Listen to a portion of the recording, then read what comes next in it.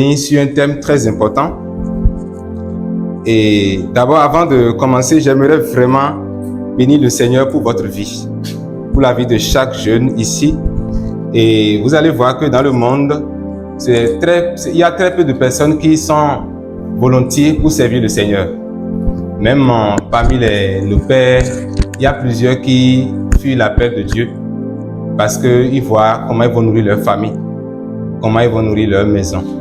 Qu'en serait-il alors des jeunes qui ont plein d'avenir, qui ont des projets de voyage, projets de mariage et qui vont investir 3 ans de leur formation? Ce n'est pas chose facile. C'est pour cela que je veux vraiment vous encourager, vous féliciter ce matin pour ce que vous êtes en train de faire, pour le pas que vous avez fait.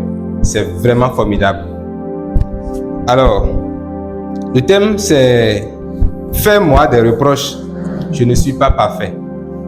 Le thème c'est « Fais-moi des reproches, je ne suis pas parfait ». Est-ce que tu peux dire ça à celui qui est à côté de toi? Il faut que quelqu'un soit à côté de toi. Fais-moi des reproches, je ne suis pas parfait. Fais-moi des reproches, je ne suis pas parfait. Amen. S'il y a quelqu'un qui est parfait là, il peut prier pour nous pour que nous puissions continuer. S'il y a quelqu'un qui est parfait là, il peut prier pour nous pour que nous puissions continuer. Amen. Amen. Alors, nous allons... C'est bon?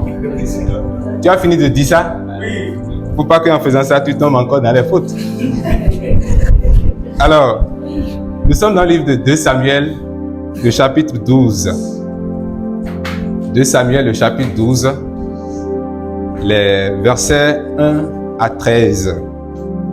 2 Samuel 12, versets 1 à 13. Et je vais demander à quelqu'un de nous faire une très bonne lecture, audible. 2 Samuel 12, versets 1 à 13. 2 Samuel 12, versets 1 à 13. L'Éternel envoya Nathan vers David. Et Nathan vint à lui et lui dit: Il y avait dans une ville 2 hommes, l'un riche et l'autre pauvre. Le riche avait des brebis et des bœufs en très grand nombre. Le pauvre n'avait rien du tout qu'une petite brebis qu'il avait achetée. Il la nourrissait et elle grandissait chez lui avec ses enfants. Elle mangeait de son pain, buvait dans sa coupe, dormait sur son sein et il la regardait comme sa fille. Un voyageur arriva chez l'homme riche. Et le riche n'a pas voulu toucher à ses brebis ou à ses bœufs pour préparer un repas au voyageur qui était venu chez lui. Il a pris la brebis du pauvre et l'a apprêtée pour l'homme qui était venu chez lui. La colère de David s'enflamma violemment contre cet homme et il dit à Nathan: L'Éternel est vivant. L'homme qui a fait cela mérite la mort. Et il rendra 4 brebis pour avoir commis cette action et pour avoir été sans pitié. Et Nathan dit à David: Tu es cet homme-là. Ainsi parle l'Éternel, le Dieu d'Israël. Je t'ai oint pour roi sur Israël et je t'ai délivré de la main de Saul. Je t'ai mis en possession de la maison de ton maître. J'ai placé dans ton sein les femmes de ton maître et je t'ai donné la maison d'Israël et de Juda. Et si cela eût été peu, j'y aurais encore ajouté. Pourquoi donc as-tu méprisé la parole de l'Éternel en faisant ce qui est mal à ses yeux? Tu as frappé de l'épée Uri, le Héthien, et tu as pris sa femme pour en faire ta femme. Et lui, tu l'as tué par l'épée des fils d'Ammon. Maintenant, l'épée ne s'éloignera jamais de ta maison, parce que tu m'as méprisé et parce que tu as pris la femme d'Uri, le Héthien, pour en faire ta femme. Ainsi parle l'Éternel: Voici, je vais faire sortir de ta maison le malheur contre toi, et je vais prendre sous tes yeux tes propres femmes pour les donner à un autre, qui couchera avec elles à la vue de ce soleil. Car tu as agi en secret, et moi, je ferai cela en présence de tout Israël et à la face du soleil. David dit à Nathan: J'ai péché contre l'Éternel. Et Nathan dit à David: L'Éternel pardonne ton péché et tu ne mourras point. Amen. Que le Seigneur bénisse sa parole. C'est un test. Ce test que nous venons de lire. Est-ce qu'on est ensemble? Oui. Ce test que nous venons de lire fait partie des tests profonds de la Bible. Et quiconque lit ces passages ne peut pas rester insensible. Et ce passage nous parle du prophète Nathan et du roi David. Et dans le passage, nous voyons que le prophète Nathan a été envoyé par Dieu pour pouvoir dire à David le roi quelque chose qu'il a fait, dont il ne sait même pas que quelqu'un l'a vu, mais Dieu l'a vu. Et pour mieux comprendre le contexte, quand nous allons dans le chapitre précédent, nous voyons que David a envoyé les gens au combat pour pouvoir combattre les fils d'Amon. Et lui-même était à la maison. Il faisait le roi, il était dans la cour royale, il voyait le palais. Et c'est là qu'il a perçu la femme d'Uri, qui s'appelle Bathsheba, qui était en train de se laver. Et il a été sidéré, il a été séduit, et il a couché avec elle. Au-delà de coucher avec elle, il a engrossé, et c'est là, pour pouvoir cacher sa faute, il a tenté, et il a réussi à le faire, à donner d'ordre pour qu'on puisse tuer le mari qui s'appelle Uri, qui est au combat, qui est au front du combat. Vous voyez, c'est vraiment triste. Et il ne savait pas que Dieu l'a vu.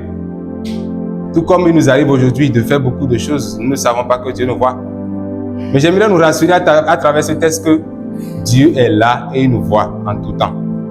Et c'est pour cela que Dieu a envoyé le prophète Nathan pour pouvoir lui dire que ce qu'il a fait n'est pas bon.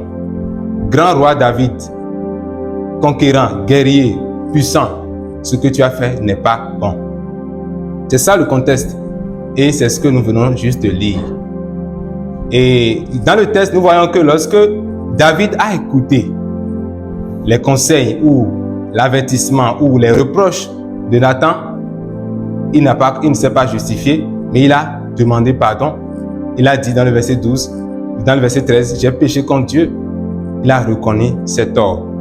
Même si les conséquences sont là, mais il a reconnu et Dieu l'a pardonné. Nous pouvons tirer beaucoup de leçons au travers de cette histoire. Mais nous allons juste prendre 2 leçons et tirer quelques applications. À travers l'histoire que nous venons de lire, nous pouvons tirer 2 leçons. La première leçon, c'est que il faut savoir faire des reproches, comme Nathan. Il faut savoir faire des reproches. Vous voyez, la mission de Nathan était une mission vraiment forte. Parce que lui, en tant que prophète, aller devant un roi, un guerrier, David quand il va au combat, c'est la victoire. Dieu lui donne toujours la victoire. Et c'est là, lui, il ira devant ce roi pour lui dire que ce qu'il a fait n'est pas bon. C'est pas qu'il ira le complimenter pour le saluer, je veux te rendre visite. Mais il ira lui dire que tu as fait ceci qui n'est pas bon. Il faut du courage pour le faire. Il faut de la sagesse pour le faire. Alors, Nathan a utilisé la sagesse. En disant quoi? En donnant l'histoire de 2 hommes. Un qui est riche et l'autre qui est pauvre. L'homme qui est riche a beaucoup de brebis, a beaucoup de bœufs. Et lorsqu'il a reçu la visite d'un étranger, il est allé prendre la seule brebis de l'autre qui est pauvre. On dit même que la seule brebis de l'autre là, il mange avec lui, et il mange avec lui, il fait tout avec lui. C'était son seul espoir. Et c'est ça là, l'homme riche est allé prendre. Il a laissé les milliers de bœufs qui lui appartenaient. Et quand David a écouté ça, il a été choqué. Et donc c'est la stratégie que Nathan a utilisée pour amener David à reconnaître ses torts, à reconnaître sa faute.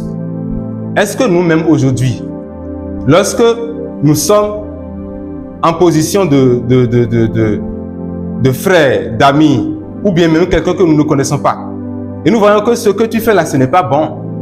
Si tu continues comme ça, tu vas détruire ton ministère. Est-ce que nous avons le courage et la sagesse qu'il faut pour nous approcher de la personne, pour lui dire que, mon frère, je t'aime beaucoup, je te considère beaucoup. Vraiment, tu es bon, mais ce que tu as fait là, si on ne fait pas ça, il faut revoir ça. Si tu peux changer ça, tu seras parfait, tu seras vraiment bon, tu seras formidable. Est-ce que nous avons cette sagesse? Ou bien nous allons devant lui pour dire, toi là, ce que tu fais là, tu ne sais pas, hein, tu vas voir, c'est tout ce que tu fais, tu sais ce que tu fais. Est-ce que c'est ce que nous faisons? Nathan n'a pas utilisé la hauteur ou bien le volume de sa voix pour amener le roi David à comprendre. Mais il a utilisé la sagesse de son cœur. La sagesse. La sagesse est une chose très importante. Et aussi, nous voyons que il n'a pas tourné en rond avant de lui dire la vérité. Nous devons savoir faire des reproches. Ce n'est pas parce que je dois le dire avec sagesse, avec respect, que je dois contourner au point où la personne ne saura même pas de quoi je parle. Il y a des gens à qui nous faisons des reproches. Et ils se demandent, je ne comprends pas ce que tu dis. Parce qu'on contourne au point où on ne veut pas aller droit au but. Parce que si on lui dit que tu as fait telle chose, ça va le choquer. Et quand nous voyons dans le verset 7, Nathan a dit directement, après avoir raconté son histoire de sagesse, il a dit, et quand David a été touché, il a dit que c'est toi cet homme. C'est toi cet homme. C'est toi cet homme. Mais, bien avant de dire ça, il a dit quelque chose qui m'a vraiment impressionné. Il dit, roi, Dieu t'a béni, il t'a tout donné, il t'a donné la royauté, il t'a donné la victoire sur les ennemis, tu es un grand conquérant, mais tu as désobéi contre l'Éternel des armées. Si les gens font ce qui n'est pas bon, ça ne veut pas dire qu'ils n'ont pas de qualité. Nous faisons tous des erreurs. Et lorsque tu viens en position de quelqu'un qui veut m'amener à comprendre la vérité, tu dois savoir que toi-même tu as des défauts. Nous n'avons pas les mêmes défauts, mais nous avons tous des défauts. Et c'est mon tour de défaut. Et toi, c'est ton tour d'obéissance. Il faut avoir la sagesse pour m'amener à comprendre. Et là, il a d'abord dit ses qualités. Tu as fait ceci. Dieu a fait ceci au travers de toi. Lorsque nous voulons faire des reproches à des gens, ayons l'amabilité de leur dire, mon frère, je sais que tu es bon. Tu chantes très bien. Vraiment, tu es formidable. Vraiment, quand je te vois zéler pour le Seigneur, ah, vraiment, vraiment. Mais je pense que tu peux, ou bien maintenant. Mais si tu ne veux pas dire maintenant, tu vas dire maintenant. Je pense que tu peux faire ceci, faire ceci. Et ce que nous disons, ce n'est pas une invention. Jésus-Christ l'a fait dans le livre d'Apocalypse. Quand nous lisons les lettres envoyées aux églises, les 7 églises, nous voyons qu'avant de commencer, il dit d'abord, je reconnais tes œuvres. Je reconnais ton ardeur. Par exemple, à l'église de Laodicée, et dans Apocalypse chapitre 2, oui, Jésus-Christ, le roi des rois, avant de faire des corrections, a reconnu que l'église de Laodicée n'est pas un démon qui n'a pas de qualité. Même les démons de qualité, ils sont persévérants. Vous voyez? Mais, vous voyez? Et il a dit, je connais tes œuvres, ton travail, ta persévérance. Et je sais que tu ne peux pas supporter les méchants. Tu as éprouvé contre ceux qui disent des choses contre les apôtres. Et tu dis, on dit tout ça, il vient dire maintenant dans le verset 4, mais ce que j'ai contre toi, c'est que tu as abandonné ton premier amour. C'est une stratégie. Alors frères et sœurs, nous devons savoir faire des reproches. Dieu a créé tout homme avec des qualités. Et nous développons les défauts. Et nous avons besoin des autres pour nous aider. Alors, est-ce qu'aujourd'hui, vous avez peur de faire des reproches? Nathan n'a pas eu peur. Est-ce qu'aujourd'hui, la peur ne nous envahit pas lorsque nous voulons faire des reproches à quelqu'un? Ah, si je lui dis ça maintenant là, on ne sera plus des amis. Si je lui dis ça maintenant là, mon loyer du fait de moi là, je ne tuerai plus ça. Si je lui dis ça maintenant là, c'est fini. Si je lui dis Jésus t'aime malgré tes péchés, il sera découragé. Donc, pourquoi ne pas dire la vérité? Parce qu'il paye mon loyer, parce qu'il fait ceci. Alors, Proverbe 27, 5 dit que mieux vaut une amitié mieux vaut un reproche ouvert qu'une amitié cachée. Lorsque nous sommes des amis, vaut mieux que, Proverbe 27, verset 5, vaut mieux que je te dise la vérité, et si on doit se séparer, on se sépare, que je te dise, je te camoufle. Parce que vous devez savoir, il y a des gens, quoi qu'en soient les manières que tu vas utiliser pour leur dire la vérité là, ce serait toujours amer. La deuxième partie de notre message, la deuxième leçon que nous pouvons tirer, c'est que nous devons savoir que nous devons accepter les reproches comme David. Nous devons accepter les reproches comme David. C'est simple, le message de ce matin. C'est le dernier point que nous faisons. Nous devons accepter les reproches. Quand Dieu appelle David l'homme selon son cœur, ce n'est pas parce qu'il est parfait. Ce n'est pas l'homme selon la perfection. L'homme selon le cœur de Dieu. Ce n'est pas que David n'avait pas de faute. Mais lorsqu'il se rend compte que ce que je suis en train de faire là, ce n'est pas bon, et on me l'a dit, il reconnaît en même temps. Il ne cherche pas les versets bibliques pour montrer de toutes les manières que l'autre n'a pas raison. Et après, il va réfléchir seul pour dire, mais il avait raison. Hein. Mais je ne pouvais pas lui dire qu'il avait raison. Sinon, je vais m'humilier. Je préfère être humilié devant les hommes et être approuvé devant Dieu. Je préfère que les hommes me voient comme lui là, il fait toujours des erreurs. Mais Dieu voit en moi que lui là, vraiment quand il fait des erreurs, il reconnaît ses fautes. David n'a pas dit, ah, Nathan, c'est vrai ce que tu as dit, comme beaucoup le disent aujourd'hui. Quand tu les fais de reproches, ils vont reconnaître, c'est vrai ce que tu dis. Vraiment, tu es vraiment un prophète de Dieu. Et tu vois vraiment les profondeurs. Dieu te révèle beaucoup de choses. Tu as une intimité avec Dieu. Mais je pense que ce que la femme d'Urie a fait là, elle a essayé de séduire le roi. Elle a essayé de séduire le roi. Il n'a pas essayé de se justifier pour dire que, pour rejeter le tort sur l'autre. David ne s'est pas justifié, mais il n'a pas dit que c'est un accident. Je ne savais pas, c'est un accident. Et nous tous, nous avons des défauts.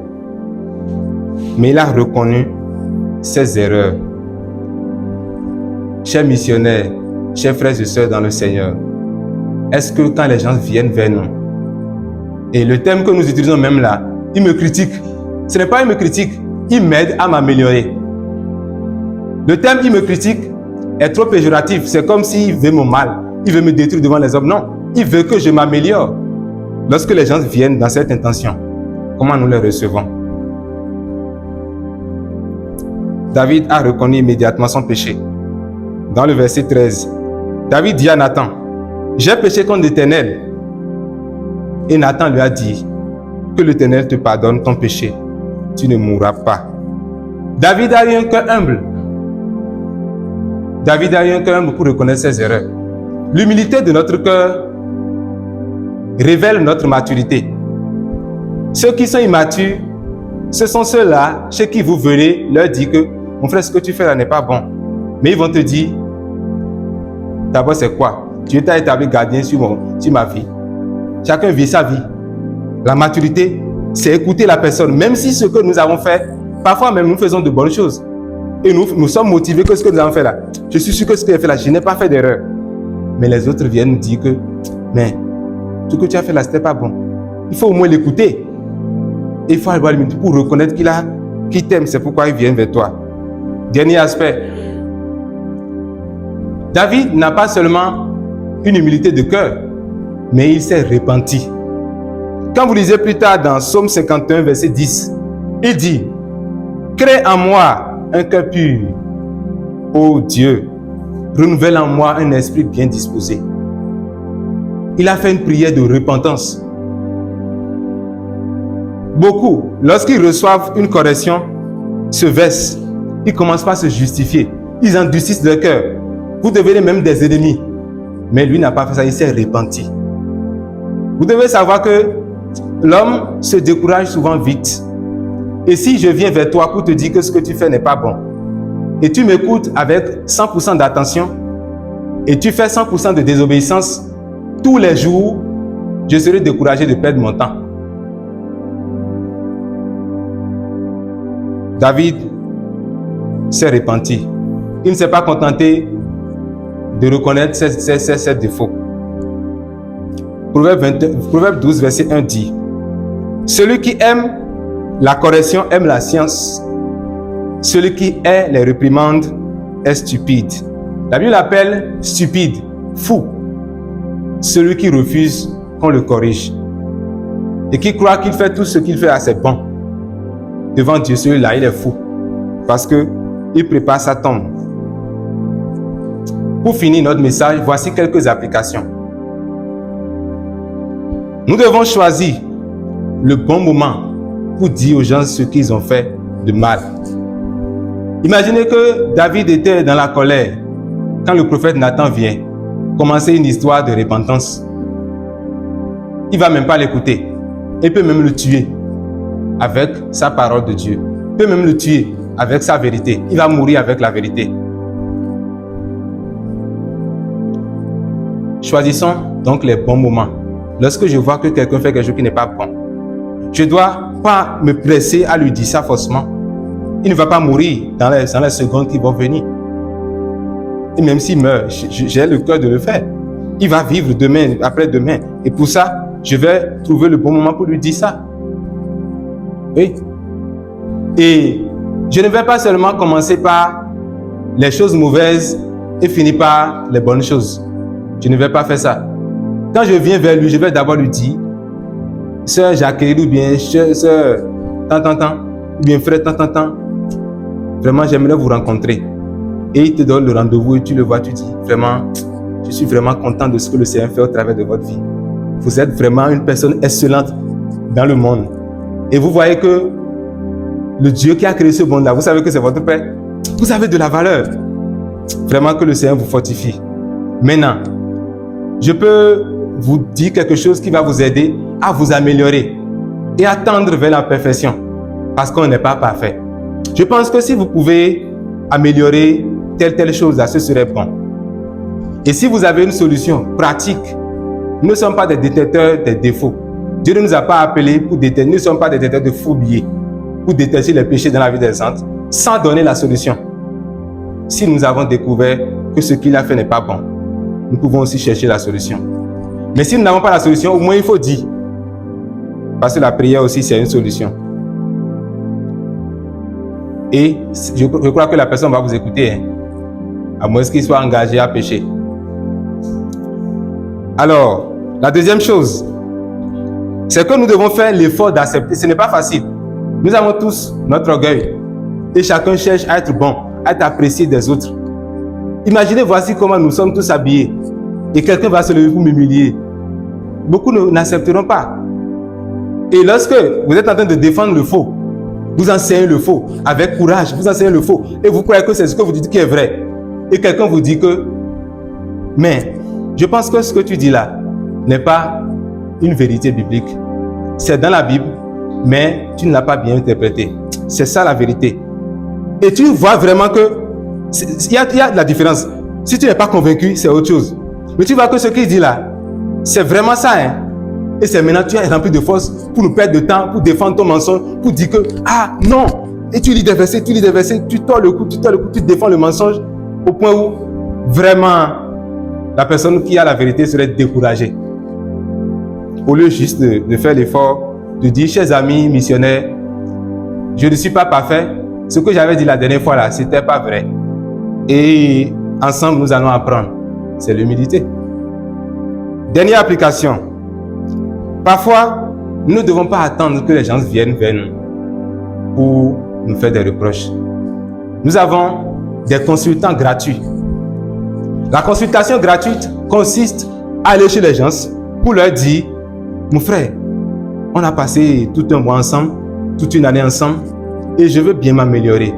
Quelles sont les choses que tu penses que si j'améliore, cela va rendre mon ministère impactant, ma vie va glorifier le Seigneur? La consultation gratuite.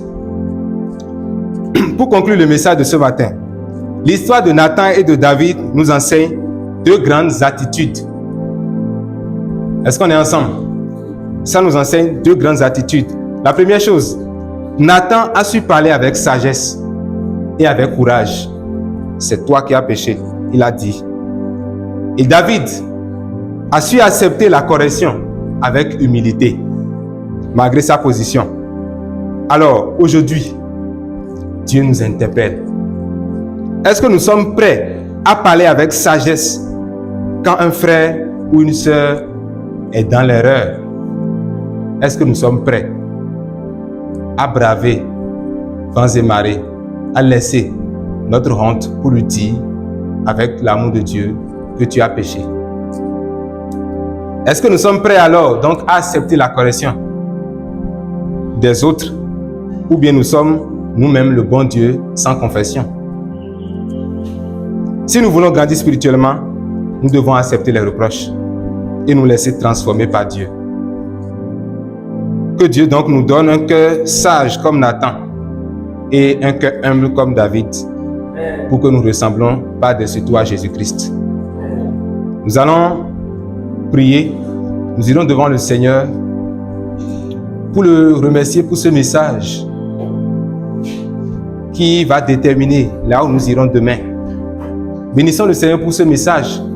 Lorsque nous sommes des missionnaires en formation, nous sommes des leaders et nous sommes appelés à diriger des gens demain, si nous ne sommes pas prêts à être dirigés par les autres pour qu'ils nous disent que ce que nous faisons est mauvais, nous ne pouvons pas diriger les autres. Il y a un adage en fond qui dit,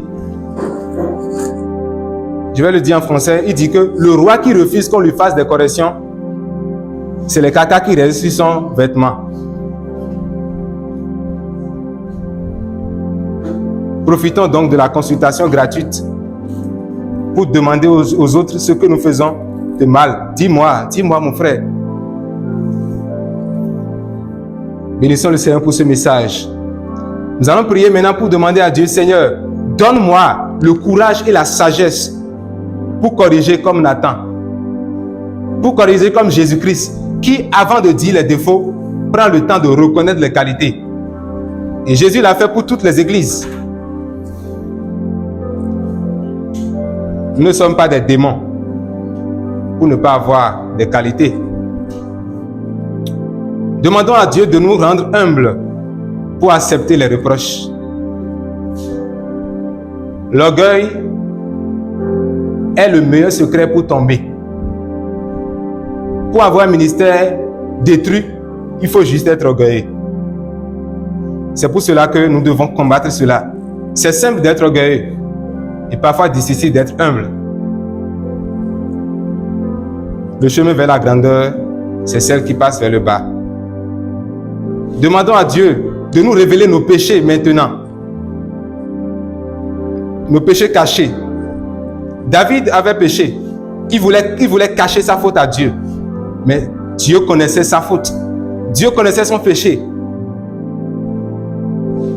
Partout où nous sommes et il nous arrive de désobéir à Dieu, nous devons savoir que Dieu nous voit, Dieu nous regarde. Si nous sommes conscients donc de la présence de Dieu, nous devons reconnaître que nous n'avons pas besoin d'une caméra cachée avant d'obéir à Dieu. Demandons à Dieu de faire de nous des leaders qui aident les autres, qui édifient les autres par les paroles. Nous ne devons pas être des leaders où quand nous finissons de parler, le fidèle va dire au revoir. Votre église, c'est une église de Jean-Baptiste. C'est une église où vous êtes tous parfaits. Je suis le seul pécheur. Je vais me retirer de vous. Prions sincèrement.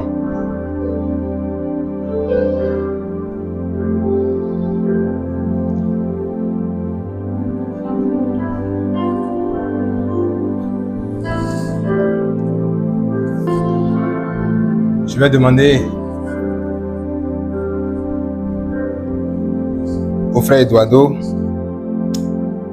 de lever la voix ce matin pour prier le Seigneur pour ce message. Papa, Père, nous remercions pour ce message que nous as donné ce matin afin de pouvoir nous aider, Seigneur, à te ressembler comme nous sommes confiance. La parole déclare que l'unité, c'est la foi. Seigneur, comme le dit le texte, Seigneur, donne à chacun d'entre nous d'accepter qu'on fasse des reproches. Amen. Père, nous te prions aussi, Seigneur, que tu nous donnes courage pour nous approcher de nos frères, de nos sœurs, et de leur dire quelque chose que tu as fait, qui n'est pas bon. Tu peux faire ceci. Ensuite, ta parole peut dire quelque part que celui qui a vu son frère tomber, qui ne l'a pas aidé à se relever, tu vas lui demander un compte. Seigneur, nous te prions, Seigneur, donne de pouvoir vraiment veiller les choses sur le fils. À nous reprochons le monde. Père, nous te prions que cette parole que nous venons d'entendre, Seigneur, donne de pouvoir la pratiquer, donne de pouvoir prendre l'initiative d'aller vers les autres, de leur dire quels sont mes défauts que toi tu as fait, afin qu'on puisse changer chaque jour, Seigneur. Père, nous te prions que ton matin que tu as étudié ce matin, Seigneur, que tu parles davantage et aide-la pour pouvoir davantage être épousée, être un instrument puissant pour tes mains. Père, laisse que le cœur soit comme la quatrième terre, afin que nous puissions porter du fruit à chaque fois que nous parlons. Nous avons prié au nom de Jésus.